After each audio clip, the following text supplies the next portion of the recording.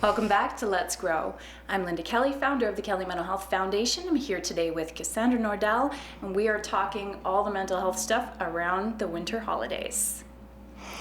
And now we get to talk about, is it okay to be a Grinch during the holidays? Yes, yes, it is. Okay, so why do you say yes? I have to ask because I already know the story, but everyone needs to hear this because... Oh no, which story? Pick one of the good ones. Okay, so why is it okay to be a Grinch around the holidays? Well, number one, there's a lot of reasons because the holidays, the meaning of them has changed so much. Mm-hmm. You know, it used to mean one thing. It was like, you know, Thanksgiving was the harvest, and then Christmas was sort of this gathering to just basically to pray that please let spring come again, otherwise we're in trouble.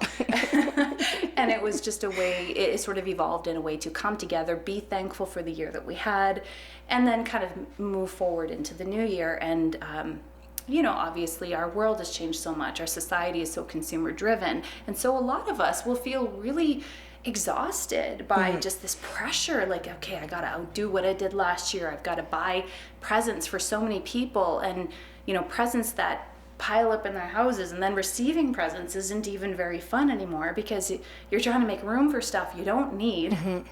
And then we're contributing to this, you know, piles of garbage in the landfill or at the secondhand stores, and so that consumer portion of it, very frustrating.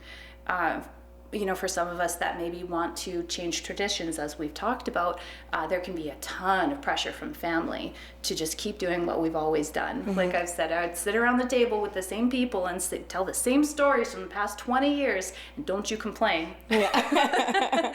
And so for some of us, it can be this feeling of powerlessness. Like, yeah, I want this to matter. I want this to be good, but it's tough. You know, for example, here's another thing. I'm in a situation where I have to send my son all over the place. He's got 3 different families to appease at this point. Not to appease. We love them. But, you know, I haven't had my son on Christmas morning in many years. Wow. And so Christmas morning kind of dampens it for me.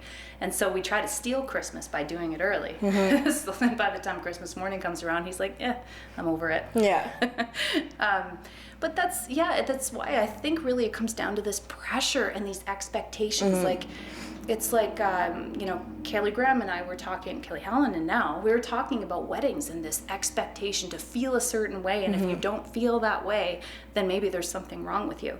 I feel the same way about the holidays. Sometimes you just don't dig them. You don't dig what they're about, and you can't connect with people on it.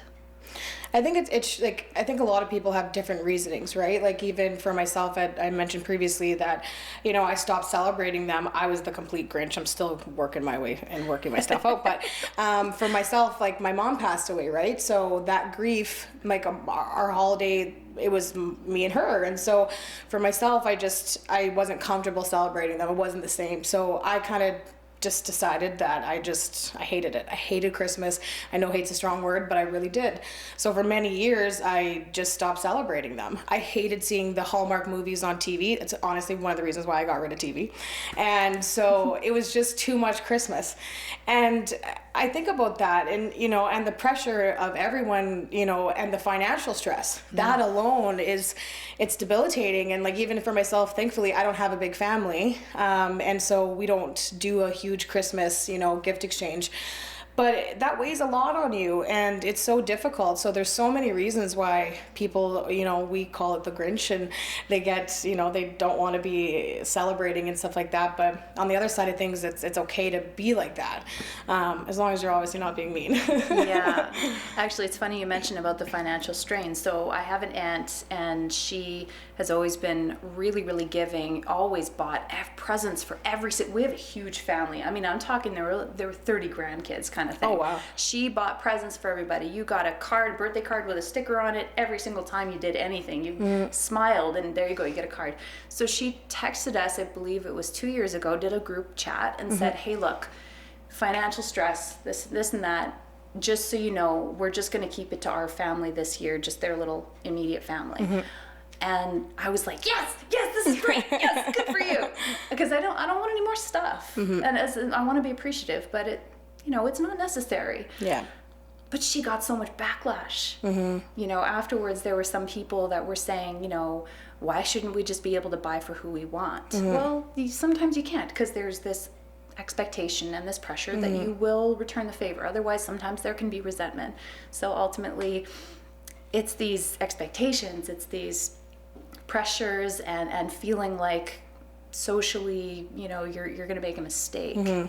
So yeah, I think sometimes it's okay to just kind of loathe the holidays a little bit and potentially remove yourself. But a lot of that can, I think, be resolved by setting healthy boundaries.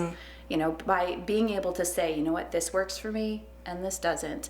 I'm not buying for everyone this year, and I'm sorry if you're upset by that, but this is what I need to do for me. Because if you continue to overextend yourself, you will become resentful, the relationships will suffer, and you will become more of a Grinch. Yeah, the definition of the Grinch. Exactly, you do you. It's okay to not like the holidays, but if there's something that you can change about them, then change them, because really, what have you got to lose? Yeah, make that decision. Yeah. I like that. All right. Thanks again for listening.